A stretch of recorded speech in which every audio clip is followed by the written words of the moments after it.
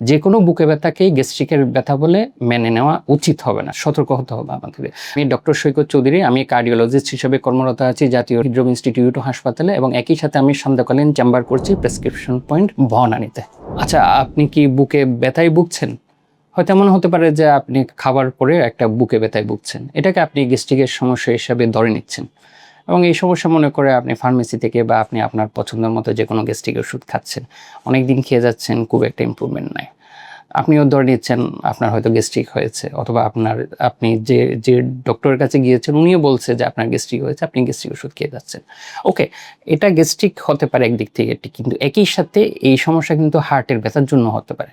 হ্যাঁ, আপনার শুনতে অবাক লাগলেও এটাও ঠিক যে খাবারের পরে ব্যথা, ভাত খাওয়ার পরে যে ব্যথা, সেটা গ্যাস্ট্রিকের ক্ষেত্রেও যেমন হতে পারে, সেটা হার্টের সমস্যার কারণেও হতে পারে।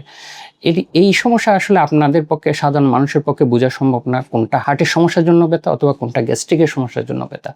তো সেক্ষেত্রে সবচেয়ে ভালো হবে আপনি একজন হার্টের ডক্টরের কাছে যাবেন, গিয়ে ওনার সাথে কথা বলবেন, উনি কিছু পরীক্ষা নিরীক্ষা করবে, আপনাকে এক্সামিন করবে, উনি তখন বলে দিবে যে আপনার এই বুকের ব্যথা গ্যাস্ট্রিকের ব্যথার জন্য কিনা, নাকি এই বুকে ব্যথা হার্টের সমস্যার জন্য। আমার মেসেজ হচ্ছে, যে কোনো বুকে ব্যথাকেই গ্যাস্ট্রিকের ব্যথা বলে মেনে নেওয়া উচিত হবে না, সতর্ক হতে হবে আমাদের। আপনি হয়তো বলতে পারেন আমার বয়স কম, আমার কেন গ্যাস্ট্রিকের আমার কেন হার্টের সমস্যা হবে।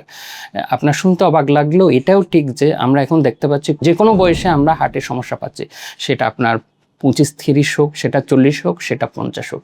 বুকের ব্যথাকে গ্যাস্ট্রিকের সমস্যা মনে করে ওষুধ খেয়ে যান, সেক্ষেত্রে আমাদের পরামর্শ হবে একবার অন্তত হার্টের ডক্টরের সাথে একটু পরামর্শ করে নিন, অন্তত এটা এশিওর হওয়ার জন্য, এটা নিশ্চিত হওয়ার জন্য যে আমার হার্টের সমস্যা নাই।